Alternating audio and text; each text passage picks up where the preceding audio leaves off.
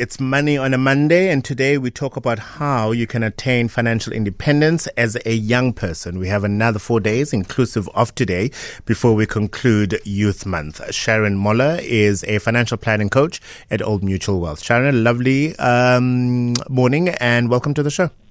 Morning. Thank you for having me.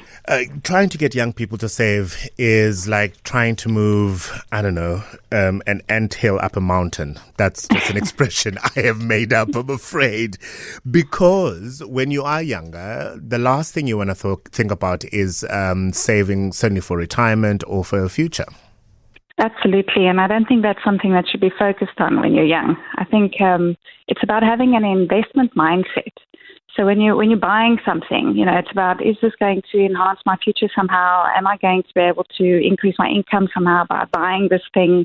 When I'm, if it's a property, it makes sense because then there's capital growth.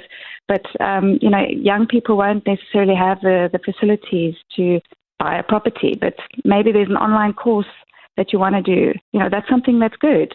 When you're buying a pair of shoes, is that going to enhance your income somewhere down the line or make you a better investor or, help you earn more money in some way? So I think it's about an investment mindset. It's not necessarily about saving for retirement.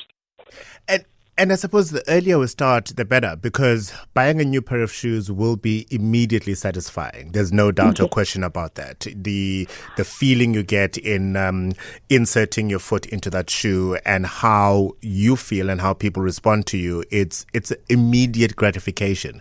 But to shift the paradigm and introduce an investment mindset is about a later and a delayed reward. And I think that is where the difficulties are often in trying to get young people to save.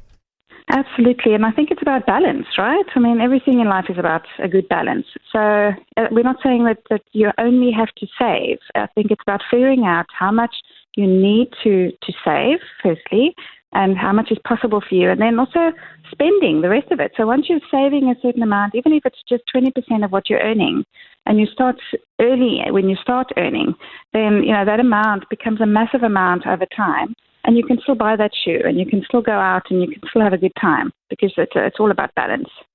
Young people, of course, have so many more options and platforms as far as saving is concerned. When we were younger, we had a piggy bank, and that was it. Yeah, absolutely. And now you've got so many online platforms. You can just Google any big investment house. Allan Gray or Mutual Wealth or Mutual itself. And it's easy to save. You don't have to necessarily go through somebody to get your investment started. But I think that it's important to find that financial mentor.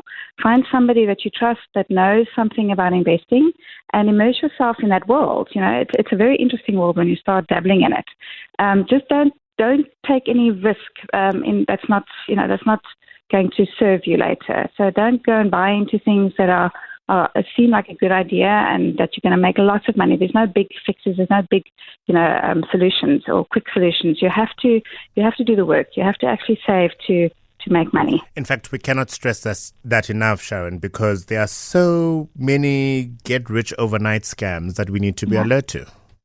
Absolutely, and they're all over the place, and they're definitely the scammers out there. They know how to target the right audience to get what they need. So just check, double check, and triple check, and make sure that when you're putting your money into something, that it's something that's going to be viable over the long term and that it's credible. Let me ask this as a parting question, Sharon. There's often a cost to investment, particularly if you've got a financial planning coach such as yourself, for example, is involved in helping me design a way of saving towards whatever my desired goal may be. Many people are often discouraged by the costs one has to incur in trying to save. I think you can start saving without incurring any costs like a financial coach or financial planner. Even if it's, you can go to one of these platforms, invest online, make sure it's a reputable platform like an Old Mutual, Allan Gray, Investec, whichever one it is. And then once you've built up a certain amount, then go to somebody and speak to a coach or a financial planner. And it's always valuable to have that person for you because even if you're paying money towards paying for someone's services in that way, you're always going to make it back. You're going to make it back threefold. So it's the initial cost. But if you're doing the right things and you're taking the advice of the financial planner, you're definitely going to make your money back over the long term. Which is good to hear, Sharon. Thank you very much for your time this morning. Sharon Moller is the financial planning coach at Old Mutual Wealth, talking about how we need to shift the paradigm and get younger people saving